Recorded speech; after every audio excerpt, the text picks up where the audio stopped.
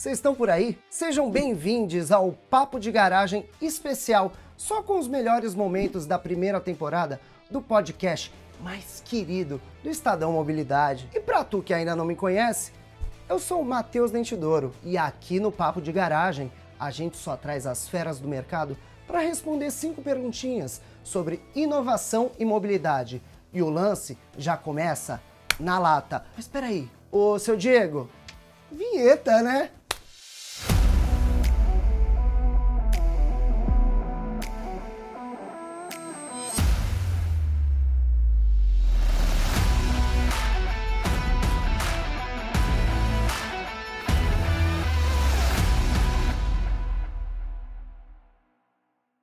O Citroën C4 Cactus foi eleito o melhor SUV da categoria pelos amantes de tecnologia. Sabe por quê? Ele tem o sistema Citroën Connect Rádio de 7 polegadas, que possibilita o espelhamento via Apple CarPlay ou Google Android Auto, enquanto faz as suas viagens. E o SUV eleito pela revista 4 Rodas está com uma promoção irresistível. Aproveite esse e outros detalhes do C4 Cactus. E para quem está chegando agora e ainda não entendeu, o Papo de Garagem, ele nasceu da ideia de levar o tema mobilidade para mais gente, mostrando o quanto ele é importante nessa sociedade atual que a gente vive. E para começar essa história, a gente traz Marcelo Godoy, ele que dá para se dizer que é o pai do Mobilidade Estadão. Então confere aí um trechinho dessa entrevista. Seu Diego. Godoy, primeiramente, muito obrigado aqui, a sua presença. Estamos aqui iniciando o Papo de Garagem, um programa que promete conquistar toda a galera. E a garagem, que foi o local escolhido para tudo isso, garagem é o berço de grandes ideias da humanidade, de grandes inovações. E é muito do que a gente vai trazer por aqui, falando sobre mobilidade, falando sobre inovação na nossa própria garagem. E Godoy, de bate-pronto, eu queria saber, o que é mobilidade? De bate pronto, né? Na lata.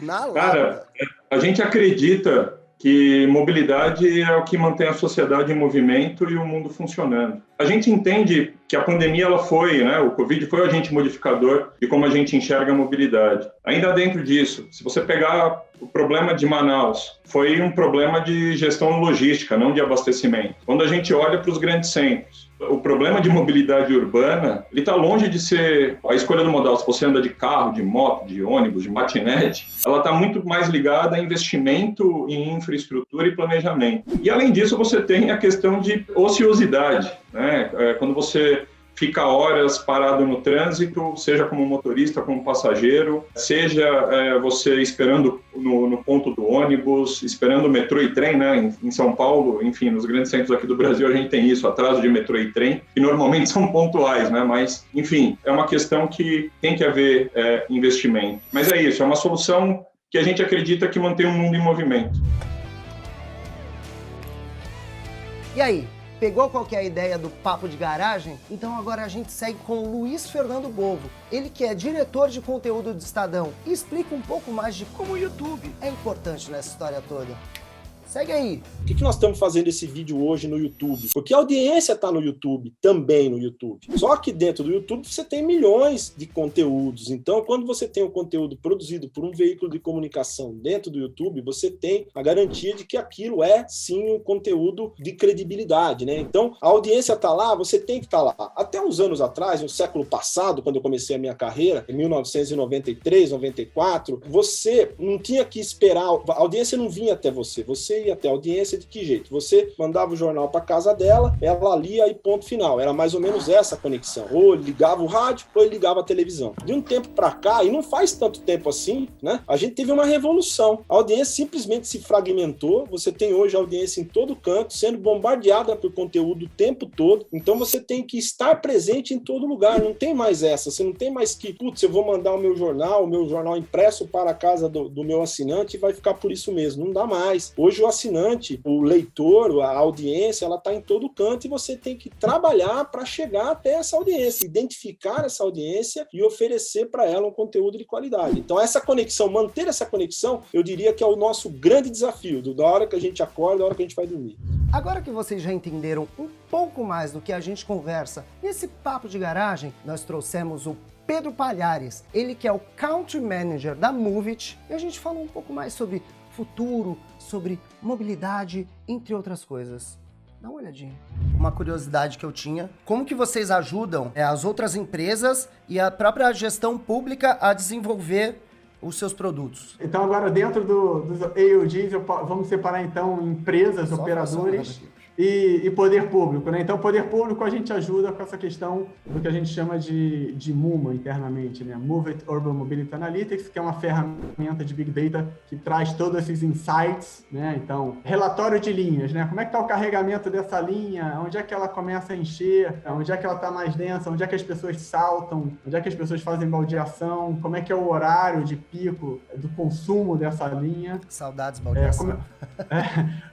Como é que estão as estações, né? Quais são as estações mais cheias? Então, a gente tem todos esses relatórios, né? Que trazem essas informações que são subsídios para a equipe de planejamento dos governos olharem e falar assim, eu estou vendo que nessa área aqui da cidade tem muita gente e eles têm que andar 2, 3 quilômetros para chegar num ponto, que a gente não estende essa linha um pouquinho para cá e atende esse pessoal. Essa é uma coisa. E aí, na parte dos operadores, a gente ajuda vamos dizer assim, com tecnologia também, mas com um novo conceito de mobilidade coletiva. O modelo de transporte público que a gente vê hoje, com horários fixos, rotas fixas, tarifa fixa, remonta lá de 1800 e bolinha, quando era puxado por boi ou por cavalos, carroças. Nem minhas motos são tão velhas assim. Pois é. E aí depois veio o bonde, né? Depois os ônibus. E essa questão de horário fixo, tarifa fixa e itinerário fixo não funciona mais, né? Vis-à-vis a ascensão dos aplicativos de mobilidade individual, que oferecem tarifas variáveis, itinerários variáveis, né? E a pessoa pode usar ele aonde quiser, quando quiser e para onde quiser. Então, desde 2019, o Moves trabalha com uma tecnologia chamada transporte sob demanda para transporte público. Nada mais é que a gente juntar, né, toda a demanda de uma determinada região e um algoritmo vai calcular qual é a oferta que eu preciso botar para atender aquelas pessoas naquela região num determinado espaço de tempo. Esse foi um produto que super deslanchou agora com a questão da Covid, né, no ano passado até hoje, porque os operadores começaram a ver que rotas fixas já não estavam funcionando, a receita deles caiu muito, o custo fixo continuava, né, porque ele tinha que manter aquela operação. E o transporte sob demanda não, ele é variável. Então, se eu preciso de 10 carros, ele coloca 10 carros. Se eu preciso de 5 carros, eu preciso de 10 carros. Pico da manhã, tem muita gente saindo da Zona Sul e indo para a Zona Norte. Você coloca os carros na Zona Sul. Pico da tarde, é ao contrário. Então, você coloca os carros na Zona Norte. E aí, você vai balanceando esse ecossistema de oferta e demanda. E isso que a gente tem ajudado os operadores nessa ponta. E para falar um pouco mais sobre tecnologia e inovação, a gente trouxe o Fred. O Fred, ele é CEO da Getrack e ele contou um pouco mais sobre veículos conectados e como tudo isso está impactando a nossa sociedade nos tempos atuais. Seu Diego, libera aí para nós. Carros conectados no Brasil, isso é uma tendência ou a mais pura realidade? Diz para mim. Já é a realidade, Matheus. A gente começou a trabalhar com isso há mais de 10 anos. Aí sim, era uma coisa que não existia. A gente criou esse mercado. Mas hoje já é uma realidade, mas é uma realidade que está começando agora. Olha o nível de oportunidade desse negócio. Isso está começando agora. Hoje a gente tem uma frota automobilística aí no Brasil de automotores na faixa de 43, 44 milhões de veículos. Tá? E a gente tem menos de 5 milhões desses veículos conectados. Então a gente está falando de pouco mais de 10% dos veículos conectados. E estima-se que em 5 anos a gente tenha pelo menos 30% dos veículos conectados, pelo menos. E por que hoje isso já é uma realidade? Primeiro, houve uma redução muito forte do custo dessa tecnologia no decorrer desses últimos 10 a 15 anos, o que democratizou demais a utilização de dispositivos nos carros para se conectar. Houve também uma mudança, e essa mudança ela também está começando agora. Você entenda que existem pessoas que usam o carro 100 km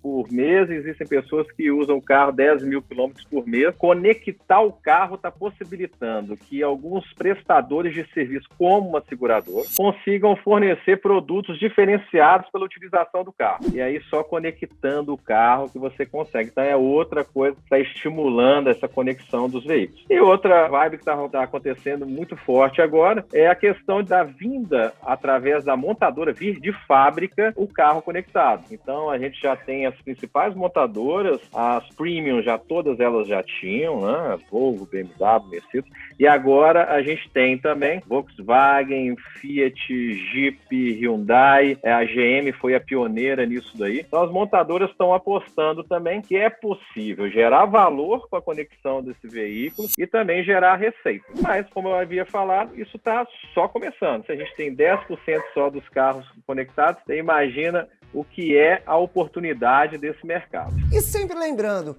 não esquece de dar aquela curtida, a compartilhada e peteleco na sineta para não perder nenhuma novidade do programa Mobilidade Estadão.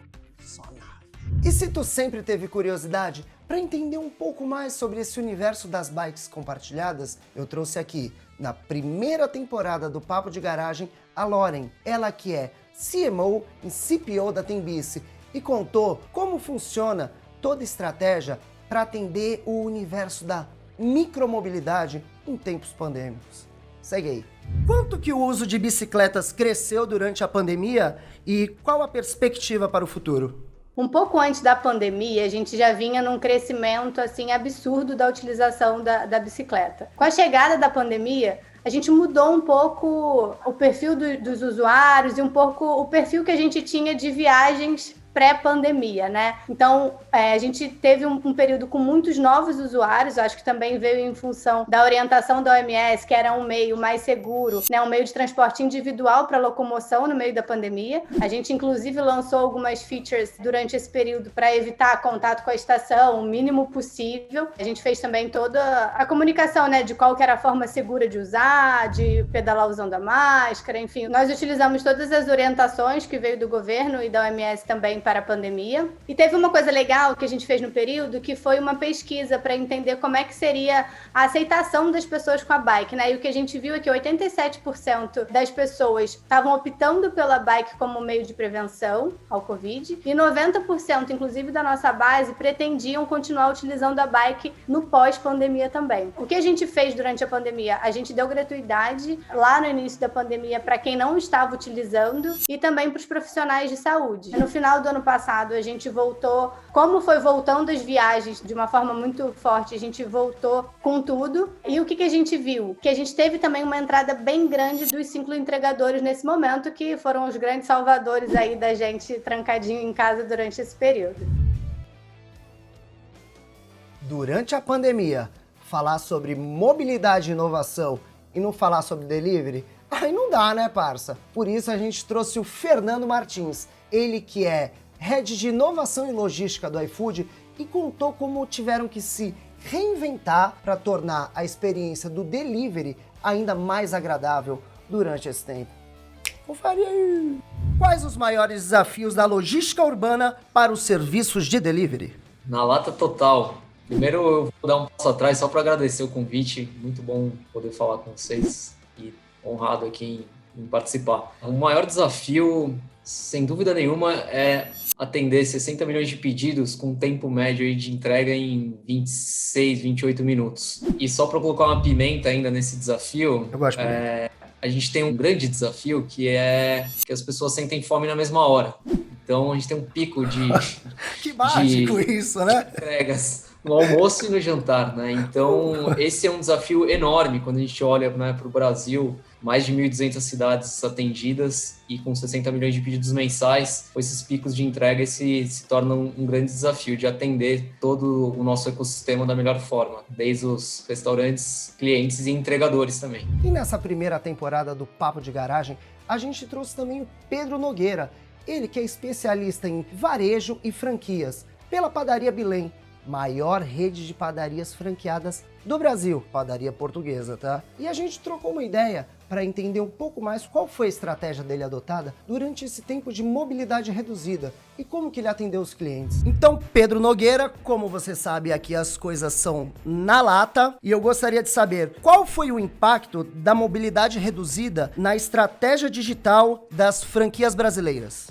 A pandemia foi, na realidade, uma crise de mobilidade, não é? Para além de ser, obviamente, uma crise sanitária. Então, o grande impacto teve a ver com a forma com que a mobilidade, alterando o fluxo de vida das pessoas, de repente vários bilhões de pessoas no planeta ou ficaram em casa ou alteraram radicalmente a sua forma de se mover pelas cidades, e isso trouxe, obviamente, uma alteração radical nas necessidades de consumo dessas pessoas por terem mudado esse seu comportamento, essa sua mobilidade. Claro que há setores mais impactados do que outros, não é? Se falamos de transportes, turismos, foram muito mais impactados do que setores que já eram 100% digitalizados, mas a grande questão tem a ver precisamente com essa nova demanda, não é? Em alguns casos ela foi 100% suprimida, por exemplo, a necessidade de comprar um vestido de noiva, por exemplo, não é? Porque acabaram as conglomerações. Noutros casos ela foi simplesmente adiada, que é eu preciso de uma gravata para o escritório, mas como já não vou comprar a gravata mais tarde.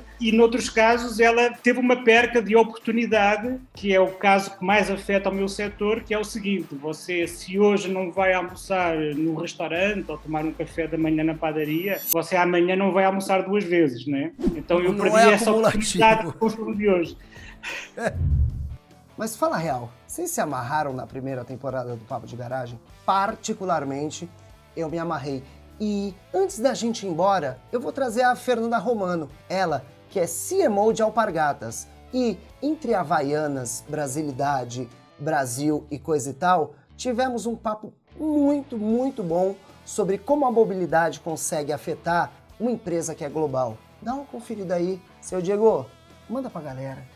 Então eu pergunto na lata pra ti, qual a importância da mobilidade na cadeia produtiva de Havaianas? Mobilidade é super importante para Havaianas, né? A gente é essencialmente ainda uma marca de calçado. Então pensar em mobilidade, pensar nas pessoas poderem ir do ponto A para o ponto B, para nós é super importante, é uma das coisas que a gente se preocupa muito. Inclusive, a forma como a gente olha, né, nosso desenho de categoria, nosso desenho de negócio, a gente fala de walking scenes, né? Por onde as pessoas andam, por como elas se movem. Então a gente fala da jornada urbana, a gente fala de uma jornada mais aberta, mais relaxada, a gente fala daquela hora que a pessoa bota um calçado para impressionar. É assim que a gente estuda os nossos usuários finais. É demais. Eu, como um autêntico usuário de chinelo e que aprova o uso do chinelo, estou muito feliz de conversar com simplesmente uma das marcas mais queridinhas do Brasil. A representante está aqui.